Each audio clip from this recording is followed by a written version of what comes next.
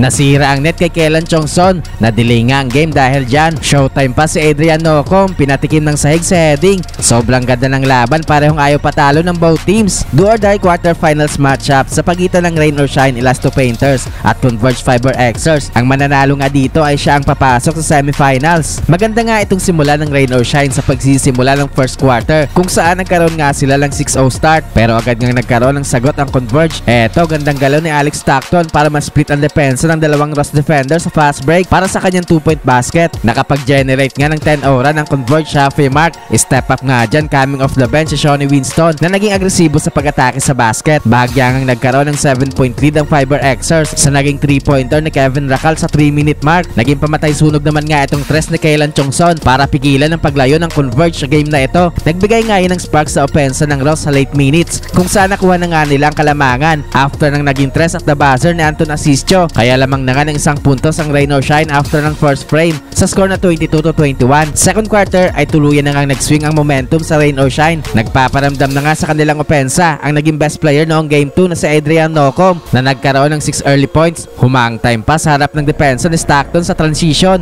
Umabot na nga sa double digit ang lamang ng Ross sa halfway mark, kung saan naging dominante nga sa loob ng paint ang kanilang import na si Deon Thompson. Gandang drop pass naman ni heading kay Shaq Diallo sa ilalim na nagresulta ng kanyang one-handed throwdown. Paunti-unti nga nakakabalik sa laro ang Fiber Xers sa late minutes, kung saan dahan-dahan nga ang kanilang pagbawas sa kanilang hinahabol na kalamangan. Nagpaparamdam na din nga ulit offensively si Alex Stockton. Baba na lang nga sa 5 puntos ang lamang ng Ross going to the halftime break sa score na 50-45.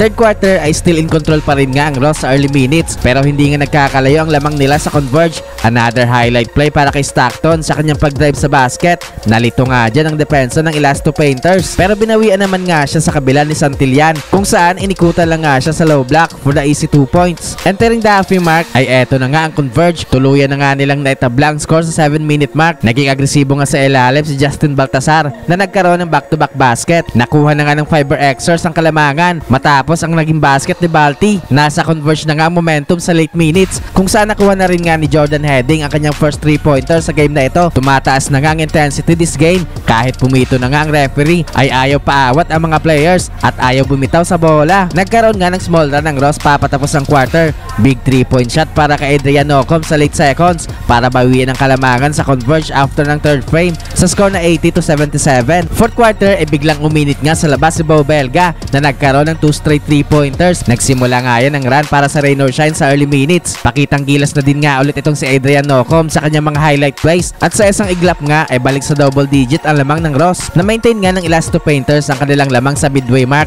Hindi nga basta-basta makahabol itong Converge dahil lagi nga may counter ang Ross sa kanilang mga basket. Na-delay pa ang game dahil nasira ang net ni Kellan Chongson with under 5 minutes. Pilit namang binubuhay ni Alex Stockton ang opensa ng Converge, kung saan nagkaroon nga ito ng sunod-sunod na basket. Pero sa kabila naman nga, unstoppable pa rin nga sa opensa si Adrian Nocom. Pinatikim pa ng sahig sa heading sabay push shot sa may paint area. Sa late minutes ay hindi na nga nagkaroon pa ng big time run ng Converge para makabalik sila sa game. Kaya sa huli nga ay panalo ang Rain or Shine para mag-advance sa semifinals.